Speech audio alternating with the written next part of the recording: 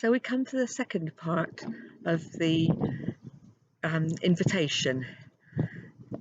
The other day I was watching a programme presented by Richard Hammond, and it was called Invisible Worlds. And he talked about the spectrum of light, the colours of the rainbow that we can see. But he went on to say that um, the colour before red, that we know it, is infrared, and the colour after violet is ultraviolet. Now, I guess to most of you, you would have that would have occurred to you. You would have known that already, but it dropped into my mind like the proverbial penny. And he also talked about the fact that if the 7 colours that we know of as the rainbow were replicated by an octave on a piano keyboard, that the amount of keys needed for every aspect and type of colour, they would reach as far as the sun. Well, to my tiny mind, that was absolutely incredible. Isn't creation wonderful?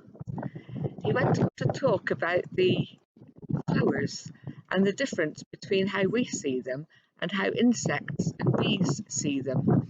The ultraviolet lights light up a flower, something like their own personal airstrip. Have a look at these pictures of how we see flowers and the different way that they show to bees and insects.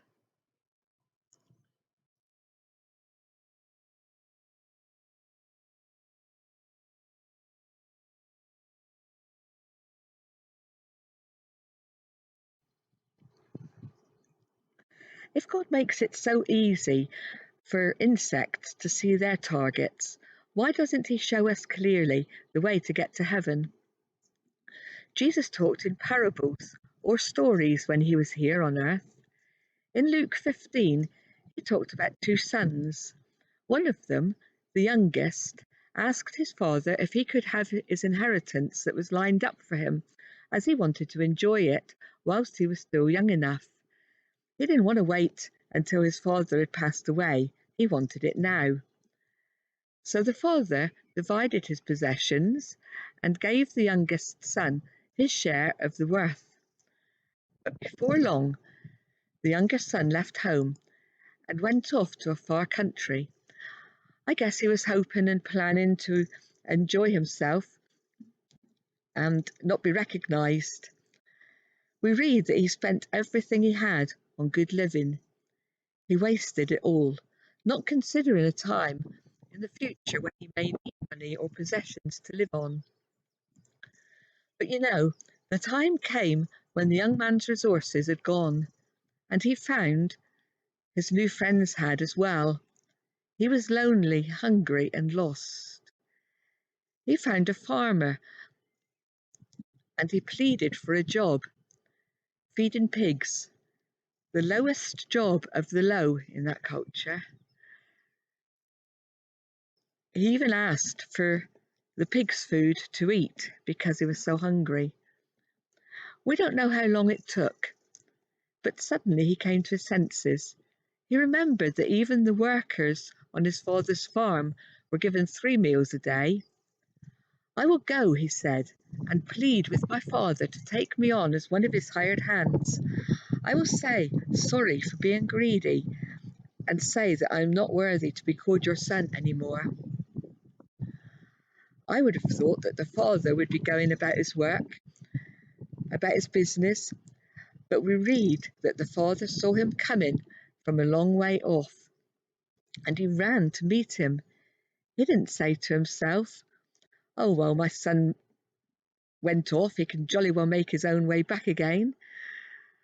I'll make him grovel and pay to get back into my family." No, he ran to meet him, and as he ran, he was shouting instructions for his servants.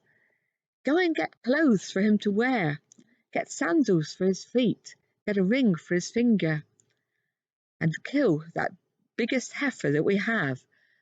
We're going to have a party. Everyone was invited, and the party started.